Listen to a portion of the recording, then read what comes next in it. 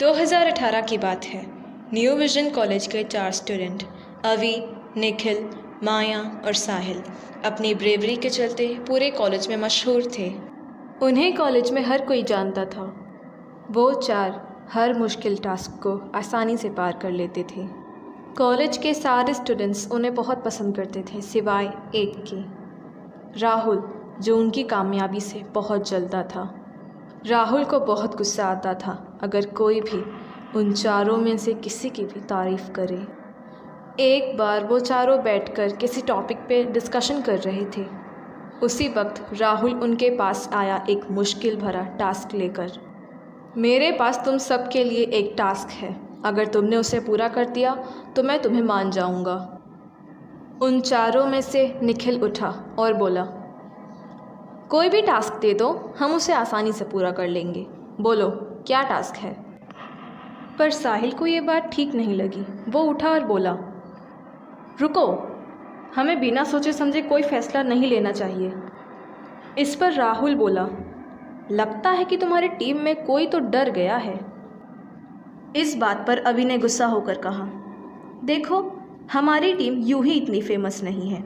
हम हर फैसला सोच समझ कर लेते हैं, तुम्हारी तरह नहीं कभी भी कुछ भी बक दें।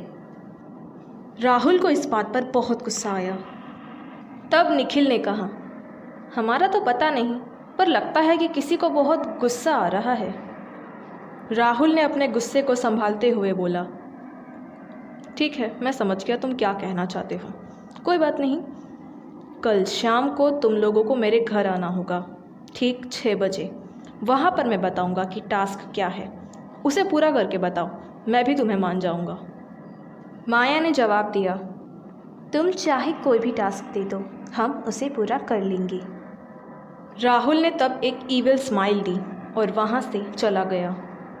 साहिल को पता था कि राहुल कुछ तो गलत करने वाला है। अगले दिन राहुल अपने घर में बैठकर उन चारों का इंतज़ार कर रहा था। उसकी आंखें गुस्से से भरी हुई थी। वो अपने आप से कहने लगा, बस बहुत हुआ, अब मैं ये सब और सहन नहीं कर सकता।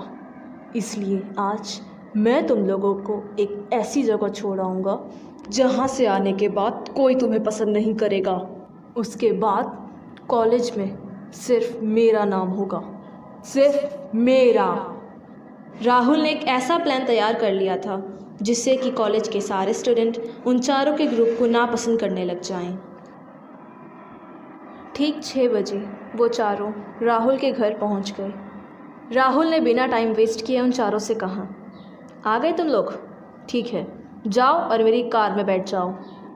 तब साहिल ने पूछा, पर तुमने तो हमें यहाँ किसी टास्क के लिए बुलाया था, क्या हुआ उसका? राहुल ने जवाब दिया, टास्क यही है, मैं अपनी कार में तुम लोगों को एक जगह छोड़ आऊँगा। तुम्हें बिना डरे वहाँ एक रात रहना होगा। वो जगह डरावनी है, तुम्हें बिना घबराए वहाँ पर एक रात रहना है। फिर कल सुबह मैं तुम्हें वहाँ लेने आऊँगा। अगर कल तुम ज़रा से भी डरे दिखे, मतलब मैं जीत गया, और अगर तुम नहीं डरे होगे तो मैं अपना सर तुम्हारे आगे झुका लूँगा। निखिल ने तब जवाब दिया, ठीक है, फिर झुकने के लिए तैयार हो जाओ। चारों में से कोई नहीं जानता था कि राहुल उन्हें कहाँ ले जा रहा है। राहुल ने चारों की आंखों पर पट्टी बांध दी और फिर उन्हें गाड़ी में बिठाकर गाड़ी चलानी शुरू कर दी। करीब आधे घंटे बाद वो लोग उस जगह पहुंच गए। वो एक जंगली इलाका था। माया ने उस जगह को गौर से देखकर कहा, अरे ये तो वही जंगल है, कहा जाता है कि यहाँ पर प्रेत आत्माएं घूमती हैं। चलो, मेरे भूत से मिलने का सपना भी आज पूरा हो जाएगा। अवी, निखिल और साहिल ये बात सुनकर ज़ोर ज़ोर से हंसने लगे। काफ़ी शाम हो चुकी थी, इसलिए राहुल अपनी कार में बैठकर शहर की तरफ चला गया था। पहाड़ी इलाका होने की वजह से और साथ ही साथ जंगली इलाका होने की वजह से रात के वक्त उस जगह कोई नहीं जाता था। वो चारों अब एक पेड़ के नीचे बैठकर कुछ बातें करने लगे और अब वो आत्माओं के बारे में बात कर रहे थे। निखिल ने तब जोर से कहा, हे, क्यों ना हम एक दूसरे को हॉरर स्टोरी सुनाएं? माया ने तब जवाब दिया, क्या मैं तुम लोगों को इसी जंगल के बारे में एक हॉरर स्टोरी सुनाऊं? ये कहानी मैंने गूगल पे पढ़ी थी, सालों पहले की बात है। यही आसपास एक राज्य में एक राजकुमारी रहा करती थी। कहने को तो वो एक राजकुमारी थी, पर दूसरी राजकुमारियों की तरह उसके अंदर कोई दया भावना नहीं थी। वो बस अपने आप को ही सब कुछ मानती थी। उसे लगता था कि इस दुनिया में उससे सुंदर कोई नहीं है। वो अपने नौकरों से भी बहुत उखड़ के ही बात किया करती थी और छोटी सी भी गलती हो जाने पर वो अपने नौकरों को फांसी दे देती थी। एक बार राज्य में एक बड़ा जश्न होने वाला था। राजकुमारी ने उस जश्न में पहनने के लिए एक बहुत सुंदर लहंगा बनवाया था। महल में सजावट का काम हो रहा था, पर एक नौकर ने गलती से राजकुमारी का एक पसंदीदा प्लेट तोड़ दिया। राजकुमारी इस बात से इतना ज़्यादा गुस्सा हो गई कि उसने उस नौकर के दोनों हाथ कटवा दिए। ये बात जैसे ही नौकरों को पता चली, वो गुस्से से आग बबूला हो गए। जश्न की ही रात थी। राजकुमारी अपने कक्ष में जा रही थी तैयार होने के लिए। राजकुमारी बहुत उतावली थी अपने उस नए लहंगे को पहनने के लिए, पर वो जैसे ही अपने कमरे के अंदर गईं, उन्होंने देखा कि कुछ नौकर उनके कमरे के अंदर हैं। वो सारे नौकर बहुत गुस्से में दिखाई दे रहे थे। उन सब ने मिलकर राजकुमारी को पकड़ लिया और उनमें से एक नौकर ने राजकुमारी का गला उसी समय रेत दिया। राजकुमारी अपनी ज़िंदगी की आखिरी सांसें गिन रही थी। तभी भी उन्हें ये ख्याल नहीं आया कि वो माफ़ी मांग ले। वो बस अपनी खूबसूरत से लहंगे को देखती जा रही थी। आखिरकार राजकुमारी ने वहीं पर अपना दम तोड़ दिया। वो जिस लहंगे को पहनने के लिए कब से बेकरार थी, नहीं पहन पाई। उनकी ख्वाहिश उस लहंगे को पहनने की अधूरी रह गई थी, इसलिए उनकी आत्मा उसी लहंगे में चली गई और वो लहंगा एक हॉन्टेड ड्रेस बन गया।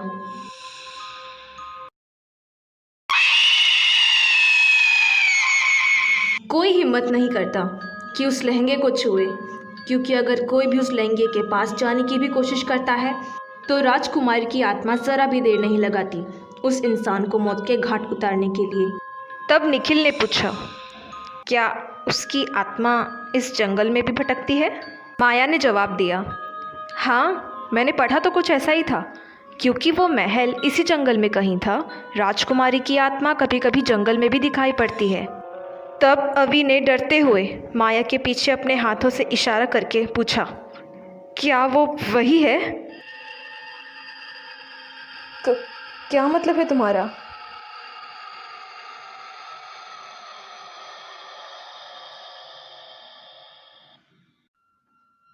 कोई नहीं है वहाँ। अंधेरे का फ़ायदा उठाकर तुम लोग मुझे डराना चाहते हो? माया ने गुस्से में कहा, क्योंकि उसे वहाँ कोई नहीं दिखा।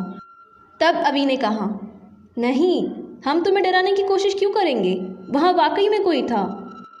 तब माया और गुस्सा हो गई और उसने कहा, अच्छा, तो क्या वो सिर्फ तुम्ही को दिखाई दे रहा है? चलो चल के देखते हैं वहाँ कोई है या नहीं।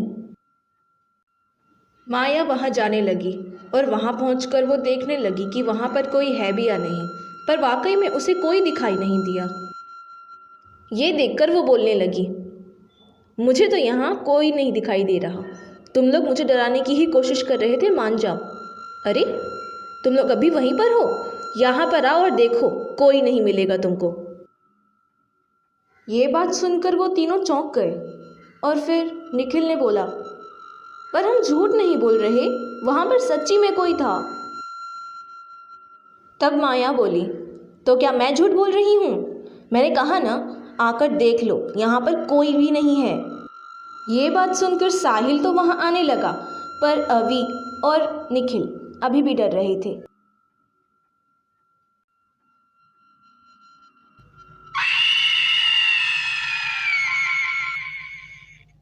Welcome back to my channel.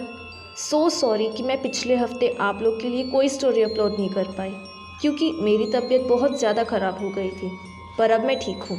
Please story अगर अच्छी लगे तो लाइक, शेयर, कमेंट और सब्सक्राइब ज़रूर कर दीजिएगा। प्लीज़ अगर आपको इस स्टोरी का पार्ट 2 चाहिए होगा तो आप कमेंट्स में बता सकते हैं। मैं आप लोग के लिए कोशिश करूँगी कि जल्द से जल्द स्टोरी का पार्ट 2 अपलोड कर सकूँ। Once again, thanks for watching.